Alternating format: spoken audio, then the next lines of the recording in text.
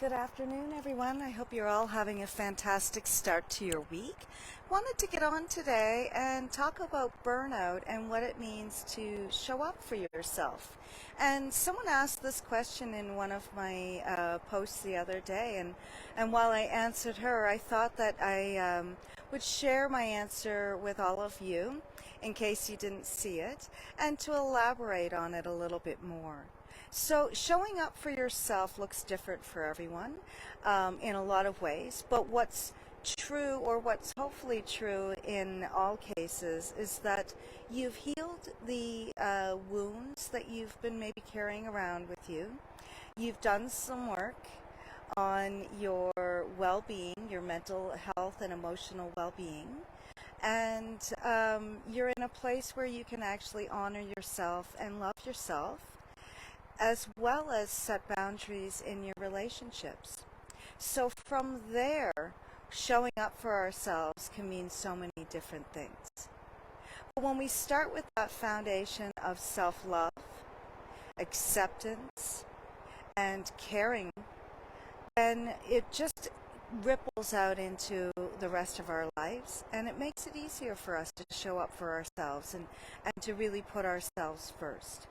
So by putting yourself first, though, it doesn't mean that you neglect other people or other relationships in your life, or that you're not giving of yourself to other endeavors. It just means that you are checking in with yourself regularly.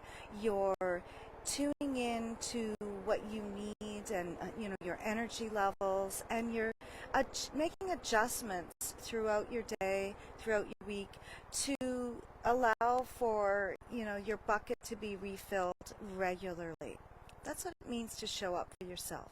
So showing up for yourself isn't necessarily getting a pedicure, but it can be.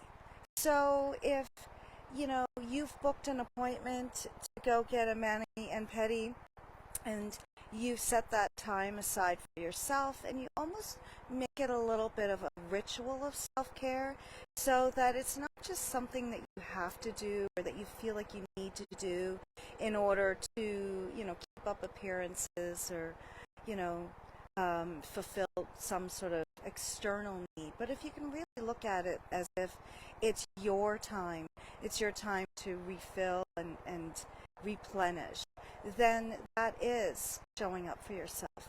But on a much deeper level, showing up for yourself means feeding yourself all the things that you need in order to be healthy. So you're nurturing your mind, you're nurturing your soul, and you're nurturing your body. And in these three ways, we show up for ourselves. And what that looks like for you is going to be different than what it looks like for me. For me, when I'm showing up for myself, I have a daily yoga practice and meditation practice. When I'm showing up for myself, I'm exercising regularly. When I'm showing up for myself, I'm making better food choices. When I'm showing up for myself, I'm practicing gratitude and finding ways to nurture myself and to fill my soul and to find joy in life. Those are the ways that I show up for myself. I check in and just get a sense of what I'm needing, and then I look for those things either as things that I can give myself, or I ask for those things from others in a way that I'm most likely to get my needs met. So that's what it means to show up for yourself, in my opinion.